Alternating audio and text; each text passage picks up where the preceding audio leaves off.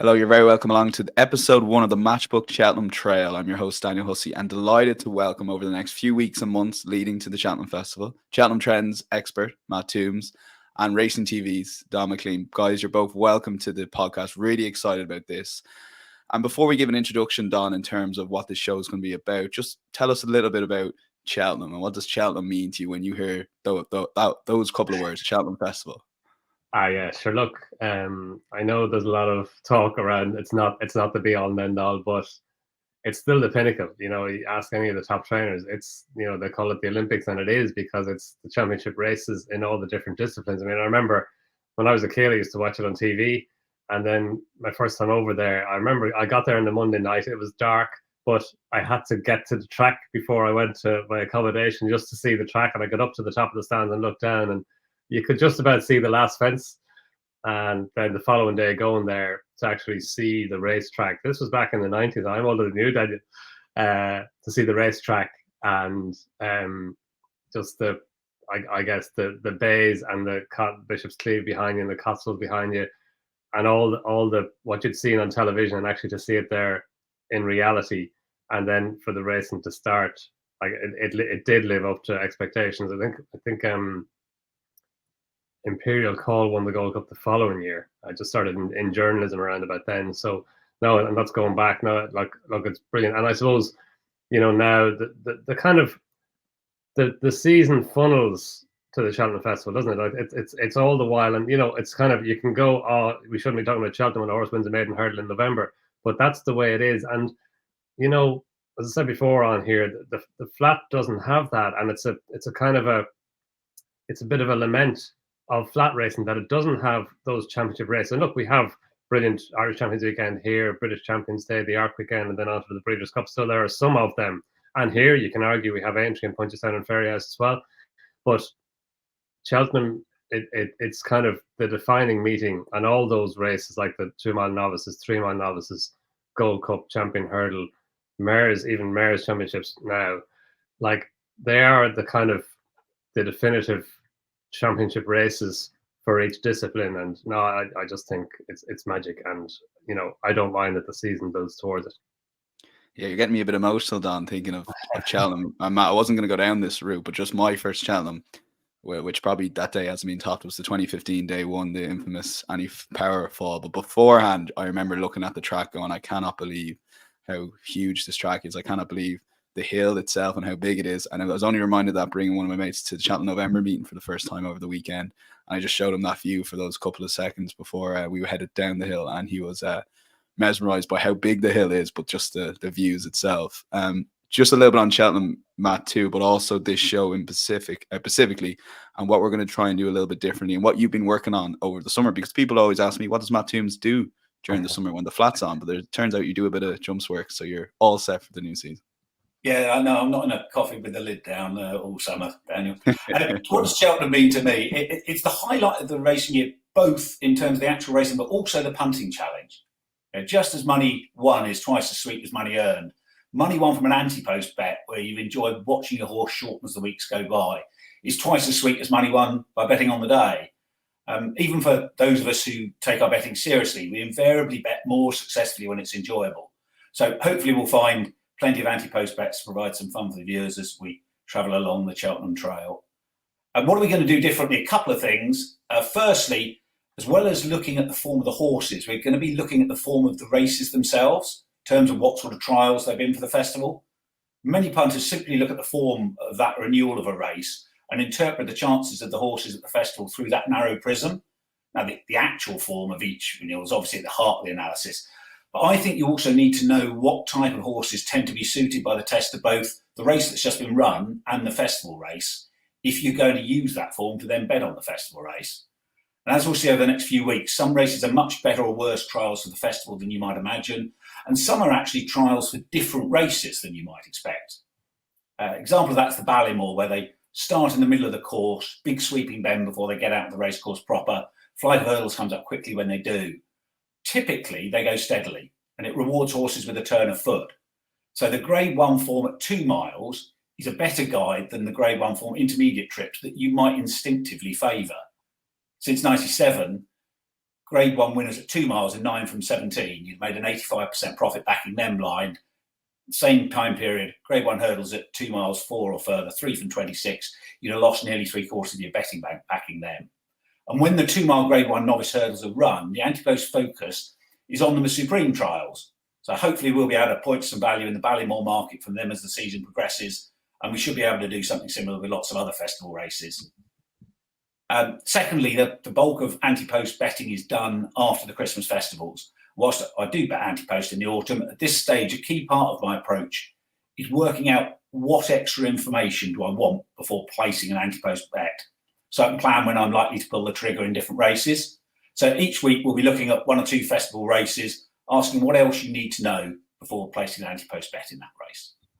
Yeah, the when to pull the trigger thing is going to be a big theme of the guys' show before Christmas and after Christmas. And post Christmas on this show, we're going to do specifically race by race. Before Christmas, this show is going to take more of a weekend review approach, and the guys will discuss Cheltenham Ante-Post betting with that when to pull the trigger in mind. But race by race, we will really focus in after Christmas. As Matt says, the majority of people, at least myself and people I talk to, it's definitely knuckles down the serious Ante-Post betting post-Christmas. So yeah, before we start, all we ask, if you are watching on the YouTube screen, do subscribe completely for free and give a like to this video. This will invariably, this show, be in your podcast feeds or on your YouTube channel from Tuesdays afternoons right up to the Cheltenham Festival. So we're really looking forward to bringing you the Matchbook Cheltenham Trail throughout.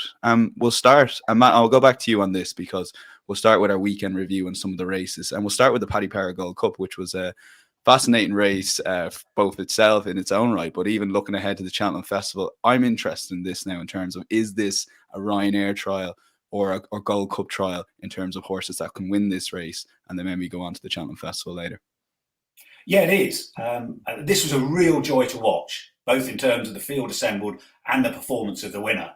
To win off 155, the third highest mark defied this century, having sprawled on landing at the last, lost all momentum, brilliant. He must have had loads in hand to pick up again like that. It's up to 166 now, looks a leading candidate for the Open Grade 1s. Whether he'll be as effective away from Cheltenham remains to be seen. Paul Nicholls said he really needs to go left-handed. The quirk of the pattern at the Peterborough Chase, Silvinaco, Conti and Ascot chases are all right-handed. Similar story in Ireland if you wanted to travel. It's possible he could run in one of the sorts of races that doesn't suit him and drift if he doesn't perform. Paul has said he might go straight to the festival. So looking towards the festival, this has been more of a Ryanair trial than a trial for the equivalent handicap, the plate. Runners in the plate are 2 from 75, 57% loss. And the Ryanair 5 from 26. Whilst the profits in the Ryanair are smaller SP, about 7%, that's a race where the front of the SP market dominates. So it can be a good Ante-Post guide to the Ryanair. The market sometimes deems this just handicap form. Unfortunately, that's not the case this year. Stage Star's already into about 5.0. He's an obvious contender. His front-running style is perfectly suited to the Ryanair. So is he a bet? And this is the theme we're going to be visiting regularly. Unlike betting on the day, in Ante-Post betting, you don't know who runs, what the ground is, the trainer form, and so on. Before pulling the trigger on an Ante-Post bet, you need to ask yourself which of the unknowns you need more information about and which you don't. So in Stage Star's case, relaxed about not knowing the ground, seems to go on anything. There are 2 things I really do want to know. Firstly, how much ability does Allahu retain? Clonmel was out of solo. Janadil was never put in the race despite the steady pace, and the other runner was a no-hoper. So other than his well, we learnt nothing about where the formerly brilliant Allahu now is. My guess is his next run being the Kinloch Bray, and I want to see that next run before betting in the Ryanair. And secondly, which horse is currently being aimed at one of the 2 championship chases will defect to the Ryanair? Plenty of Ryanair winners started the season with championship race aspirations. For example, after being put in his place by John Bon in the slower, Edwardstone could well go down the Ryanair route now. We'll deal with it more at Christmas, but 8 of the 16 Grade 1 Ryanair winners ran in the King George, and more recently, as the balance of power shifted westwards across the Irish Sea, 2 have run the Savills Chase. So I want to see those 2 races, understand the vibes about which of the runners in them might go for the Ryanair rather than the Gold Cup.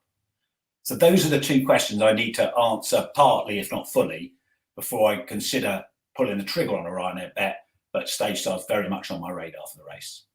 Yeah, Don, a quick word on Stage Star. I thought Ruby Walsh did a great piece in the final jump and the indecision that maybe cost Stage Star, or potentially could have cost Stage Star the race, but it was even more impressive for him to make that mistake and power up the hill as well. So is he a Ryanair prospect for you? He definitely is. Obviously, he's in the top 2 of the betting, but is he one that'll definitely be on your radar come the festival? Yeah, no, absolutely, Daniel. He has to be. Like even his Turner's Chase win, I kind of thought he got the run of the race. I thought Not Long Till May could reverse placings with him on better terms, and especially having had a prep run over a distance that was inadequate, and he ran a big race as well. But no, like as Matt was saying there, the stats are brilliant, as well as the visual performance or the visual effect of the performance. He won it off a mark of 155. Tapping the Soy was the last horse to win it off 155, and he was a 9-year-old then. He went on. He finished. I think he finished second in the Coral Cup, second or third. I think second in the Coral Cup behind Super Sunday, as a 10-year-old the following March. So like to win it, like on the Stage Star, he's only 7. He's an improving horse. It was probably a career best performance in the Turners.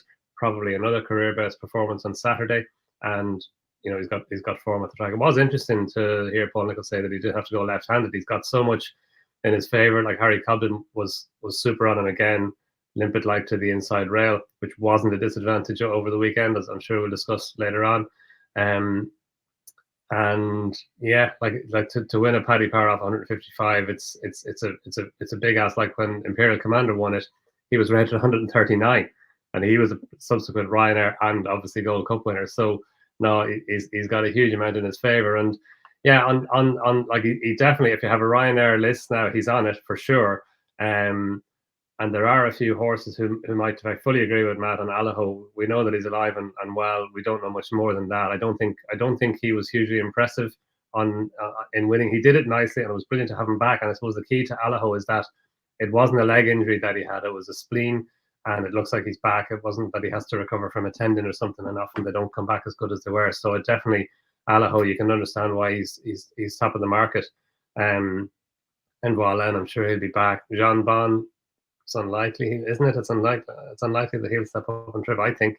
El Fabiola, likewise. Banbridge could be a player. So look, there are plenty of rivals in there, but Stage Star, I think he's short enough at the moment at 4-1 to just leave him be for the time being.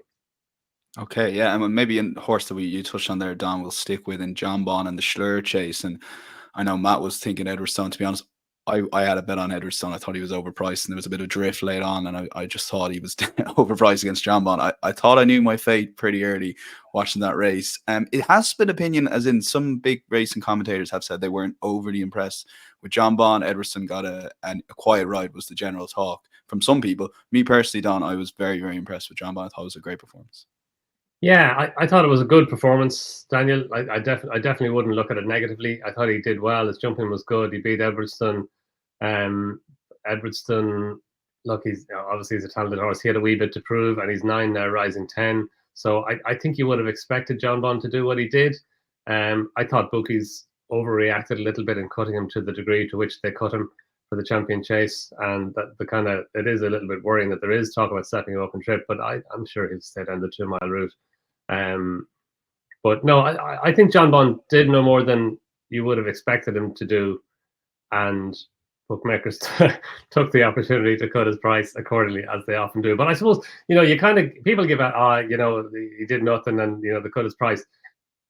He did enhance his prospects because he's back, and he was a 4-9 shot, so he was long odds on, but he was still a 4-9 shot. He wasn't a 100-1 on shot, so he still had to go and do what he did. And I think as a consequence, it was legitimate that they would cut his price a little bit. I think not to the degree to which they did cut his price, but no, look, it's good to see him back. And yeah, I'd say a good performance. Not better than average, and not a great performance. Yeah, Matt, to give us a trend on the Schlur Chase in general, but for you, is there potential for John Bon to step into a Ryanair at some point, just given El Fabiola beat him so comfortably in the Arkle last year? It's possible. I'd say it's pretty unlikely. Nicky's going down the Tingle Creek route. El Fabiolo's going to go to the Hilly Way. He'll go on to the Dublin Chase, perhaps taking the Christmas race at Leopardstown. So they're not going to clash. And if you look at its 21.0 bar, it's very hard to see what else is going to beat either of those. So all the time John Bon's winning, I'm convinced he'll go for the Champion Chase. And Nicky Henderson is very much a fan of the Champion Chase over the Ryanair. So I think it's pretty unlikely. In terms of the trend, Schler's first run in 2009, runners from it 6 from 24 in the champion chase, 20.82% profit. Those 6 wins have all come from 10 renewals since it became a Class 1 race. So it's been a really strong recent trial. I thought John Bond was impressive. What really impressed me was he jumped much quicker than he did it on similar ground in the Arkle. He could be better on quicker ground, and he just looked much more the finished article here. So whilst he's got a lot to make up on El Fabiolo, I started the season expecting El Fabiolo to just improve further past him. I'll give John Bond a better chance of closing the gap, maybe even reversing the form. So that's great from the point of view of the race. Schler runners have finished 8-1-3-2 in the Ryanair. So in the context of Edwardstone, I think he travelled well, which was reassuring after his no-show in the champion chase. Didn't find much at the business end. Ken Peterson had said in the ring he thought Edwardstone looked slightly fitter than John Bond. And in the Tingle Creek first time out last season, he produced a really big performance. So I doubt fitness was an issue. He might just have been a bit outclassed here, finished justifiably tired after doing such a strong gallop. So I'll consider forgiving Edwardstone that finishing effort once I've seen him run again. And he will, I should imagine, go the Ryanair route now. He was on my radar for that, but I just want to see him finish a race well, perhaps in the Peterborough, before considering backing him. Okay, John Bond, definitely a fascinating horse looking ahead to not just Cheltenham Festival, but maybe beyond that as well. Matt, a race that we won't spend too much time on, just given the lack of Cheltenham trends, I guess. The Greatwood obviously was one of the bigger races on the Cheltenham November Meeting, a big race in its own right. Anything from that race that maybe caught your eye, or is there no sort of trends at the moment that maybe horses haven't really gone from the Greatwood onwards to the Cheltenham Festival? No, it's been a pretty neutral race. The front 3 are all good young prospects, like all of those. One I'm probably most interested in terms of the festival would be Lookaway, who finished second. A bit too keen, ran a blinder against a rival who time may show was chucked in. And given how early it is in the main season, you don't see many novices in this. He's a second season novice. Didn't win last season when Neil King's horses were well under the weather. His form's been on a sounder surface, so he might improve again when he gets back on that. It's even rarer for horses coming from handicaps to win the Supreme or Ballymore. The only ones to do it in the modern era weren't first season novices either. Gelsham's a second season novice in the Ballymore, and Brave Inca, third season novice in the Supreme. It's worth remembering Lookaway was a top bumper horse 2 seasons ago, winning the Grade 2 at Aintree. He shouldn't be underestimated when he returns to graded conditions novice races later in the season. I don't think he's just a handicapper. Okay, Donn, same to you. Anything in the Greatwood stand out, or what did you think of the race overall? Yeah, like the competitive race, it always is. I thought if there was a horse to take out of it, it's Sonagino. I thought he did well to get as close as he did. Again, he was wide the whole way. The 3 horses finished in front of him, they were all inside. And look, we know at this meeting, I don't know what was going on, because usually you want to be outside, especially on the hurdles track. But all weekend, it started on Friday, and you were kind of watching it, expecting it to shift, but it never did. So I thought Sonagino, you can understand why Freddie Gingell had him wide. That seemed to be the route. But as more and more as the weekend went on, it was probably a disadvantage to be wide. And I thought he did well. I thought stepping back and trip from 2.5 miles from the Silver Trophy at Chepstow the last day, I thought that would suit him. He travelled so well into the Silver Trophy. He looked like he went over the second last, and then he just seemed to tire. I thought a fast run 2 miles would suit him. He probably didn't get as fast a pace as he would have liked at the trip. And I thought he did well to be as close as he was in the end. He finished 4th. So maybe, I'm not sure what his trip. It's probably an easy 2.5 or a stiff 2 run at a fast pace. But like he's had plenty of racing, but he's still only 6. He's still a relatively young horse. And, there was talk about going over fences with him. So it'll be interesting to see what they do with him now. But I still think there could be more to come from him off a hurdles mark in the 130s. Okay, there's plenty of other Cheltenham horses that we'll get to. I want to focus on a couple of the big races over in Ireland and Navan. And I was smiling just because I was over at Cheltenham, but seeing the crowds at Navan, it would definitely been a meeting I'd gone had they not clashed. And it's just brilliant to see that meeting stand up on its own 2 feet, and something we'll get to in terms of the Irish racing fixture calendar. I think they've done a lot of decent changes in recent years. But Donn, for you, I thought it was brilliant to see Captain Guinness win and sort of prove that maybe, grade 1 place form throughout the years in open company maybe was the right way of going about it in terms of betting before this race. But a little bit on him specifically. He's probably not a Cheltenham horse, but it'd be great to talk about him. He's an unbelievable horse, Daniel. Like he's only 8. It seems like he's been around for ages. I remember him as a novice hurdler when he was keen and free all the time. But look, he settled into it, and look, he's a very, very good horse. He's not as good as Energumen or John Bon, and that's unfortunate. He finished second in the champion chase, so behind Energumen last time when Edberson disappointed. He finished second behind John Bon in the celebration chase at Sandown when John Bon took on that race, which was good. And he went into the race given plenty of weight. Like, he was given £9 to Tizer Dynamo, and that was a big ask. But he jumped super. He's got previous in that race. He won it last year, and it's a race that Henry de Bromhead likes to win. He won it before with Notebook as well.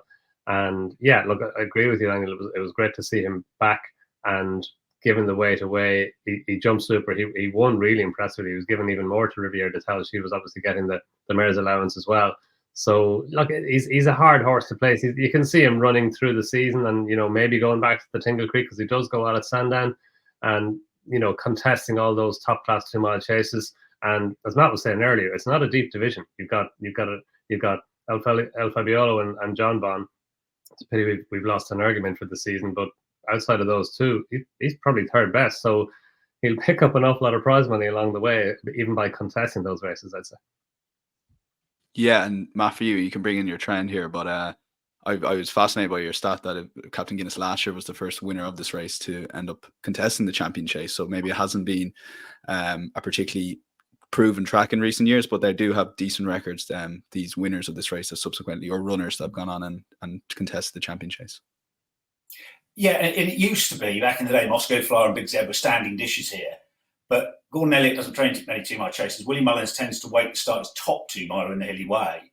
So that's why Captain Guinness was the first winner of this since 2011 to go on to the champion chase. But when they have gone there, they finished U1, 4-1, 2-3-2. So a good solid trial, probably better than many punters think.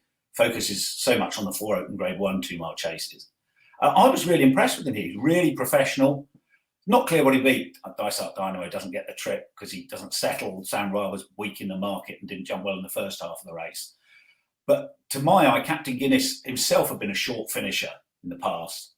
Rising 9, 4th season chase, he does look to be seeing out his races better. And most punters are just going to dismiss him as a champion chase horse, 0 from 11 in grade 1s, not up to the level. And that's the most likely scenario.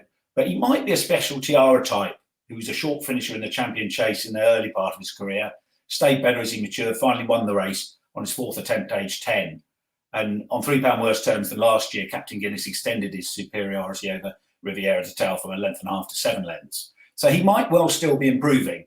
The obvious problem is he's up against 2 genuine top-notchers in El Fabiolo and John Bon. So it's hard to see him winning, but I can definitely see him placing again in the champion chase, particularly if the ground's better and there's more emphasis on speed.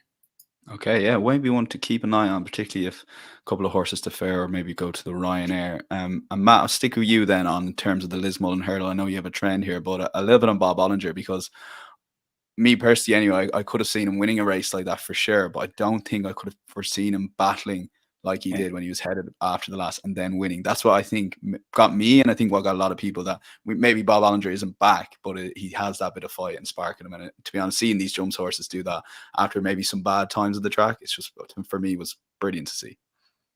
Yeah, I mean, Zana here is not necessarily the strongest in the finish either, so I'm not quite sure whether it was Bob Ollinger really finding that much, but I hope it was. Great to see him back.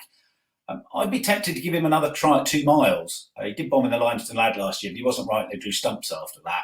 I suspect it's more likely that they'll go up to 3 miles.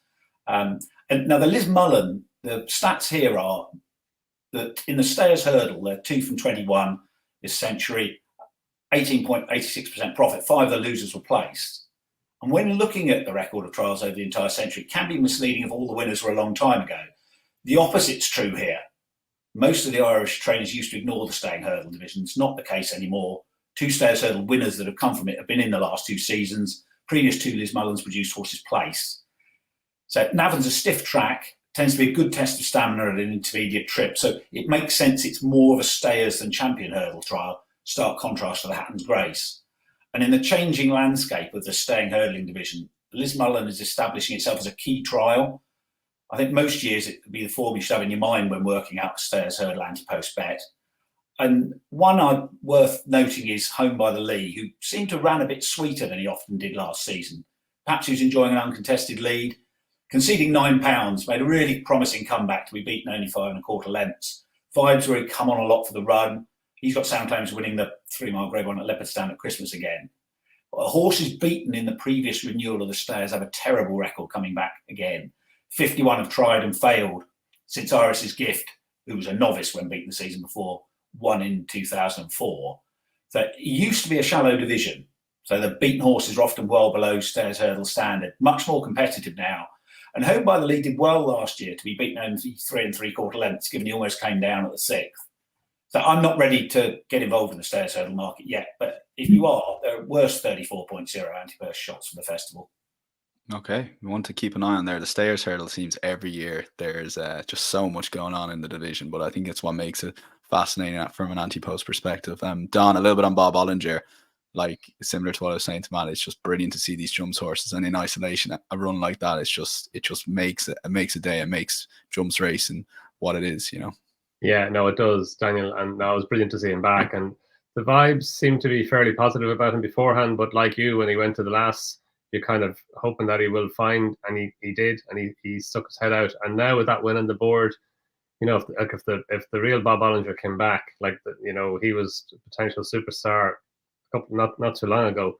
Look, he's a point-to-point winner when he was with Pat Doyle, so there's every chance he'll stay. But the times he's tried 3 miles, they've been pretty abject performances, and maybe there's something else going on with him. It wasn't stamina that found him out, but he definitely showed a lot of grit on Sunday, and he battled on well to get the better of Zana here.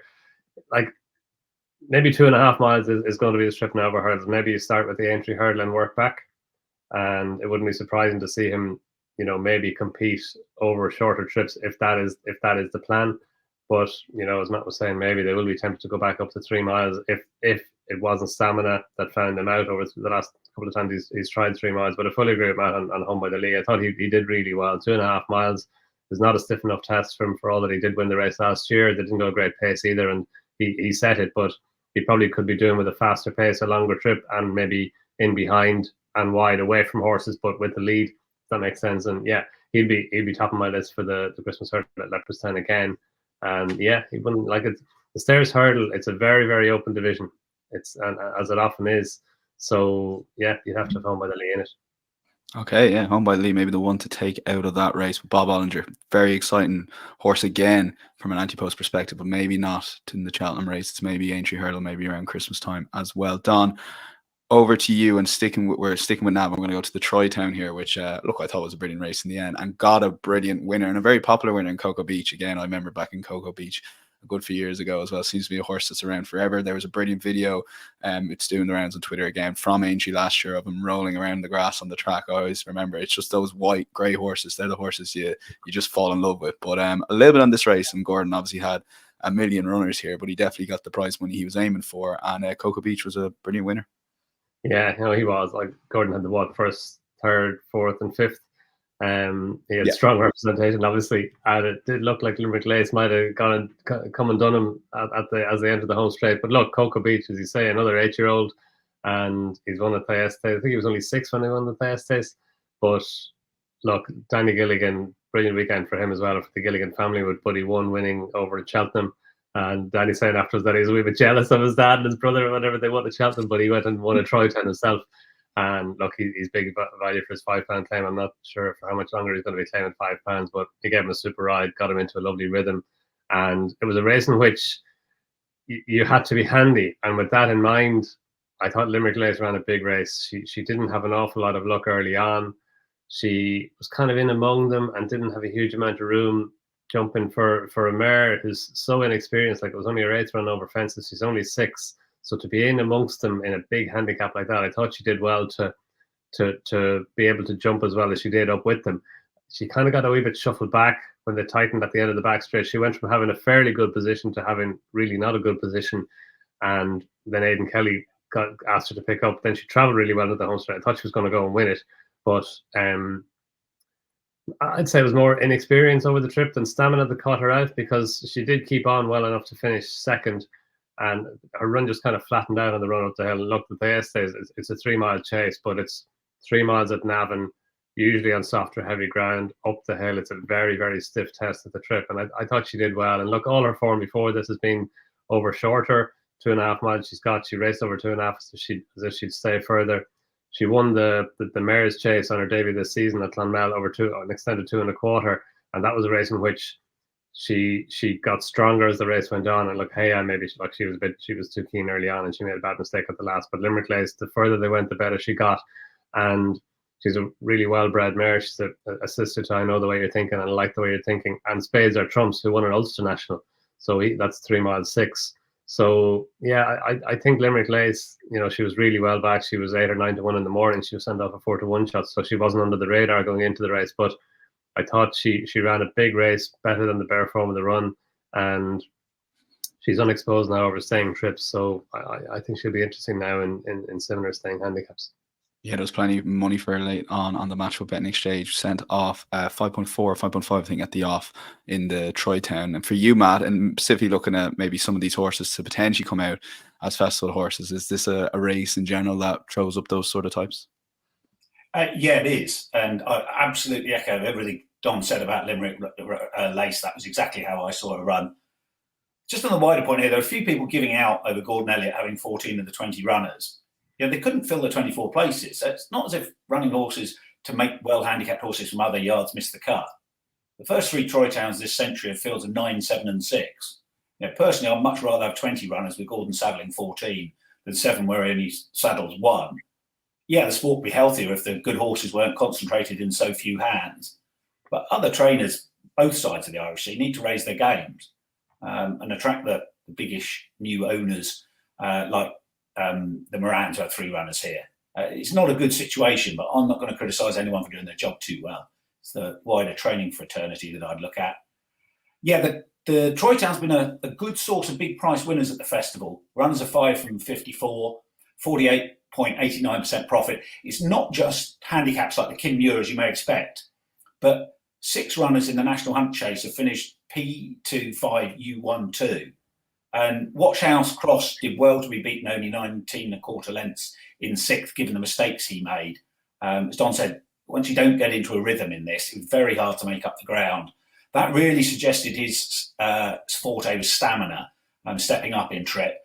If he learns from this and can brush up his jumping, the National Hunt Chase might be a feasible target. As a second season novice, it's got the ideal profile.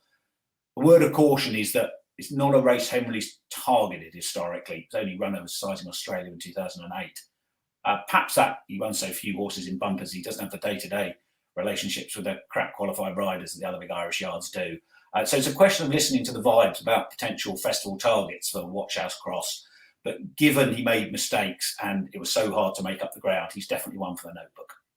Okay, yeah, and the final race before we move on from a weekend review, and we'll be covering all the other horses or eye-catching horses in our eye-catching section.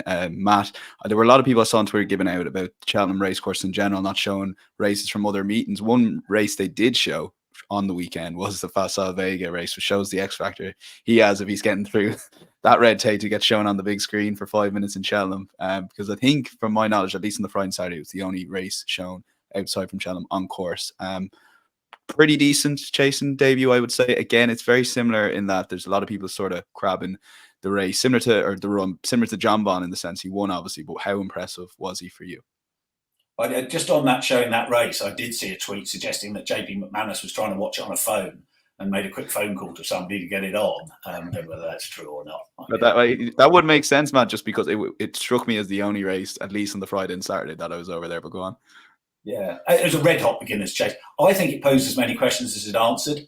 On the bad ground he loves, Facile Vega was really good at the business end, powering clear on the run-in. Didn't look that natural over fences, though, tending to get his hind end skiff in the air. Very testing ground, but his jumping didn't look like that of a 2-miler in the sense he didn't land running.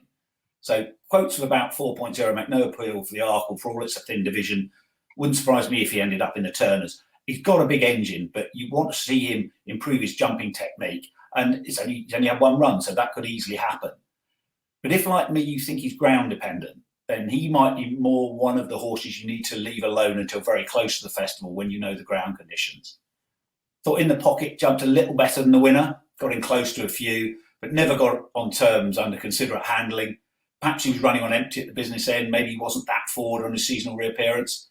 He remains a good prospect for Grade 1 novice chases, best judged after another run.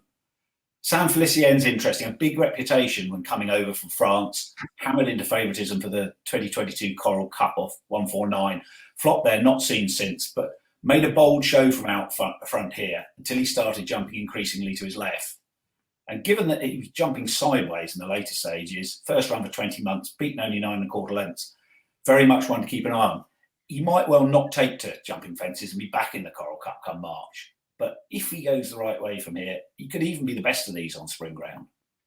Okay, yeah, Don, same to you. What were your thoughts on the race? I thought In the Pocket ran an eye-catching race in one sense, but I think Rachel gave a similar ride to what she did with Captain Guinness and Bob Ollinger, and those two found more at the finish. So it could be a case that maybe In the Pocket emptied out just a small bit on the run.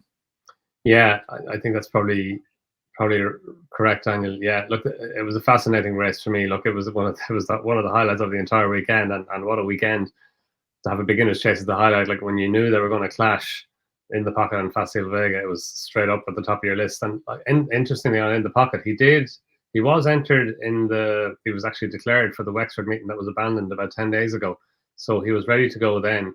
Look, running in a Wexford beginner's chase and taking on Facile Vega, they're different things. So he was unlucky that Facile Vega had this on his radar as well. But I thought he ran really well. I think he's a horse that maybe going out and trip will be the thing for him, because I know he ran he ran in the Supreme Novices Hurdle, but that was an 11th hour decision, and I think it was largely influenced by the ground. He was in the Ballymore as well until the very last minute.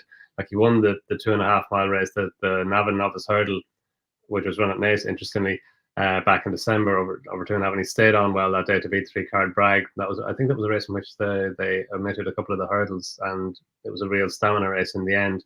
And I know he won the top novices hurdle at Aintree, but it probably wasn't as strong a race as some of the races he'd been contesting earlier in the season. So he was able to show his 2 mile pace, or pace for 2 miles, but that's no handicap to take to 2.5, as Matt was saying earlier on. And he's bred for further. His dam's a half sister to the Whisperer, and his half brother's a 3 mile horse. So I think that In the Pocket, it was a more than satisfactory debut over fences to get as close to Facile Vega as he got. And he could be a 2 mile horse. He could be an Arkle horse, but I'd say, it's just reading what Henry was saying afterwards. He was saying they hadn't really decided yet about stepping up and trip or not. I think as time goes on, maybe 2.5 would prove to be a better trip for him. Fully agree with Matt and Saint Felicien. And Spillan's Tar, this was a really interesting. I thought Spillan's Tar ran really well as well. His jumping was very good. He was sent off as favourite for a good Galway novice chase, and he just didn't get into his rhythm. He was beaten by the big chap. I think there's more to come from the big chap, by the way. His jumping was better. He kept on well, and he's a 130 rated hurdler. He's had his 2 runs over fences now. I think he could be a horse who will be better over fences than hurdles. And yeah, he could be interesting. I'm not sure where he's going to go now, but he's definitely a horse to keep on your radar, I'd say. Spillan's Tar. Okay, could be a hot race with a view to potentially bigger races in the future. Don, look, you mentioned what a weekend to have that Navan race is one of the bigger races, but just what a weekend to start this podcast in terms of the amount of races we've had to cover and stuff. There's so much going on. You've had a lot of eye catchers. If you want to maybe give us a couple, and I'll bring Matt in here, because this section in my head was maybe 1 or 2 horses each. But look, given how great the race was, I know. But I think listeners do want to get your thoughts, Don, even if it's just a 1 or 2 liner on some of the other horses, but in depth on the first couple that caught your eye over the weekend. Yeah, well, look, In the Pocket for sure. Limerick Lace was mentioned. Captain Teague, I thought, did well in the Hyde Novices Hurdle. Again, he was a horse who ran around the outside, whereas the winner, Manila Missile, went around the inside, and that was on Friday. So we didn't know at the time how that was going to pan out. I thought he stayed on well to get the better of the Big Doyen for second. The Big Doyen travelled well into his race, but he's just a wee bit more exposed. He's a 135 rated horse, Peter Fag's horse. And Captain Teague was having just his second run over hurdles. He'd run really, really well. He won the Persian War hurdle on his debut at Chepstow's first run over hurdles. So that was obviously a massive run. And he was third in the Champion Bumper last season. That's a race that just continues to get better and better as time goes on. So, and I think Matt has some good stats on the Hyde hurdle translating to Albert Bartlett. I definitely see him as an Albert Bartlett horse more than a Ballymore. But I think he's a horse that, he's got Cheltenham form as well, Cheltenham Festival form in the bumper. So I think is a horse from him that could be a wee bit more to come. As luck would have it as well, interesting horse. Like he was back earlier in the week, but his jumping was just very, very good. Another Henry de Bromhead horse. Likely raced over hurdles. The time of the race was good, and he might be a wee bit hard to place now. I think he's 123 over hurdles as a rated chase at Punchestown in the middle of December. That might be a race for him, but as luck would have it, he's a horse to keep in mind. And yeah, Croke Park. I know Matt likes Croke Park as well, so I'll leave Croke Park to Matt. Yeah, maybe Matt, a little bit on Croke Park initially, and then that high novice hurdle stat I thought was also fascinating as well. Yeah, so Croke Park, workmanlike rather than spectacular, but well on top of the line. Jack said he was doing nothing in front. Looks as if he could improve a lot for a strongly run 3 miles. He looks tailor-made for the Albert Bartlett, because whilst he does shape more like a chaser, those horses, Monkfish, Manila Indo, Bobsworth, Weapons Amnesty, do win the Albert Bartlett. There are a very small number of festival races that don't lend themselves to Ante-Post betting, the Albert Bartlett being the top of my list of grade ones. 9 of the last 10 have gone off 12.0 or bigger from outside the top 5 in the SP market. Often get a full field of 20, stark contrast to the other novice races. This year 8 were balloted out. So very unpredictable, and the long shots are priced defensively Ante-Post. So unlike the other novice races at the festival, the norm's been for the winner to be a bigger price on the day. So whilst I wouldn't be looking at having a bet at the moment, Croke Park's definitely one to the short list there. On the bumper on Saturday at Navan, My Trump Card finished like a train, seemingly get done for tactical speed when the sprint started. Went down by a fast diminishing head. How much it was just, he was a stayer that caused him to get caught out when the pace increased, how much it was greenness on just the second start of his life, I'm not sure. But he looks a good prospect for novice hurdles. Over at Cheltenham in the Presby Juvenile Hurdle, Burdett Road, going up the inner, as Donn was talking about, very different from previous years. That was where the good ground was, or better ground. Showed a good turn of foot, absolutely bolted up on ground that's slower than he'd want. And sometimes good flat horses jump hurdles well, but they just can't run quickly when they're also having to jump obstacles. The jumping knocks them out of a galloping rhythm. Now, Burdett Road's still got something to learn about jumping, but he can really quicken having jumped hurdles. So he's one for the Triumph Hurdle Notebook. And finally, the other beginner's chase at Navan, that was over 2-4, not as red hot as the 2-1 race, but both American Mike and Factor File looked natural chases. I thought they jumped better than the principals in the 2-1 beginner's chase. The Champion Bumper 2 seasons ago was nearly abandoned due to unraceable ground after it rained all day on ground that had been watered. And that looked to bottom plenty of the runners. Maybe it's taken American Mike until now to get over such a brutal race that early in his career. You want to see him back this up before getting too excited about the festival, but 26.0 for the Turners and the Broadway looks on the generous side. Hopefully he's now ready to fulfill his potential. Yeah, it's funny. Yeah, I never actually thought of that with American Mike, that he could bounce back after the couple of years getting over the Champion Bumper. On the big narrative last year on the Champion Bumper was the lack of winners, Matt, and we touched on this on the weekend preview show in terms of horses that have come out and won in the Champion Bumper, and Captain T obviously has done that as well. So for you, Matt, where the Champion Bumper, is it can people get carried away a little bit with that form, or is it just genuinely red hot this year? No, it looked really good, doesn't it? There was so little buzz about, particularly from the Mullins camp last season, that I wondered whether it wasn't going to be that strong a renewal. But I think you've had about 8 of them come out and win first time out. Last year, a slightly smaller field, but only 5 won first time out. Facile Vega was the only horse that won a graded hurdle all season. So, if you look at the previous few times, it's sort of 2, 3, 4 horses doing that. And that Facile Vega renewal looked a strong one on paper beforehand. But I think that having horses hard trained and going a proper gallop, it's not like a Navan on a Sunday in the middle of winter where they sprint up the straight. I think that did take the edge off quite a few of the horses. Some of them I don't think will recover from it, but it'd be interesting to see whether the likes of American Mike actually are much better this year. And Willie said Facile Vega, although he won 2 grade ones and second in the Supreme, didn't quite come up to expectations last year. Maybe he'll train on again this year. Who knows? Yeah, and it's interesting that you said that he could be aimed at the Turners and maybe avoiding that rematch with Marine Nationale. Donn, any other eye catchers that we haven't mentioned yet that caught your eye in terms of either horses or races from the weekend? Thought thought Buddy one was good. Yeah, I've a long list for different reasons and for different races. Manila Crooner at Wexford on Friday. I know we're going beyond the weekend, and what a deep weekend we had. But I thought he did well to win like he did. It did look like Joey Masham was coming to get him, and Joey Masham made a mistake at the last fence, as he had done before against Ballyadam. But going on the run in, he wasn't closing on Manila Crooner going to the line. He did well to recover and get back, and he was a bit unlucky. If he jumped the last well, he might have beaten him. But Manila Crooner, he's a real stamina horse. Remember, he finished second to Manila Kakuna in the Nathaniel Lacey hurdle, and it took me about a year and a half to figure out which was which. But he's a real stamina horse. That it was good. Jack Kennedy said afterwards that he travelled as well for him as he's ever travelled, and he could go out and trip. He's entered in the Welsh National, and you're thinking the Welsh National might just be a race that would suit him, and he's going to have a 6-week break between then and then, so could be a horse for the Welsh National. Agree with Matt on my trump card for sure. Burdett Road is really interesting. He was so keen on his hurdling debut. He's a high class horse from the flat rate at 101. Won I think it was the Copper Horse Handicap. He won at Royal Ascot, and the finishing speed for his race on Saturday was very fast, very good, and you could see it visually as well.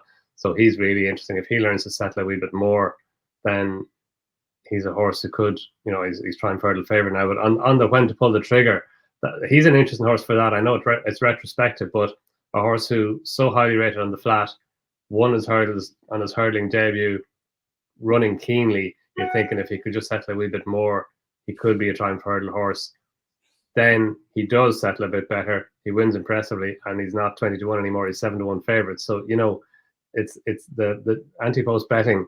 It's as much about having the right opinion, or it's as much about timing as it is about having the right opinion, I think. Yeah, and on that topic, Matt, feel free to bring any horse we haven't mentioned yet that you want to bring in finally and to conclude. But on that when to pull the trigger theme, I think that is going to be a big theme, as we touched on the very start of this show, in terms of timing is everything. And as Donn said, I think fairness, Dan overall made the case for Burdett Road before he ran this weekend. Maybe not necessarily for the Triumph before that race specifically, but it is maybe having a look saying, well, if this horse does settle better, for example, Burdett Road, then it's a good Ante-Post prospect. But it's important not to get carried away then in the hype post race if there's been a slight market overreaction, especially looking at some trends for that race, for example. Yeah, absolutely. And the Triumph is particularly difficult because the novice divisions, the winners tend to have begun their hurdling career in the autumn. 2 of the last 5 Triumph winners didn't start until late February. 2 of the others weren't even novices. So you get a real mixture of campaigns. All horses, particularly young horses, are developing. But the 3-year-olds, physically, they can develop or actually go backwards during the season.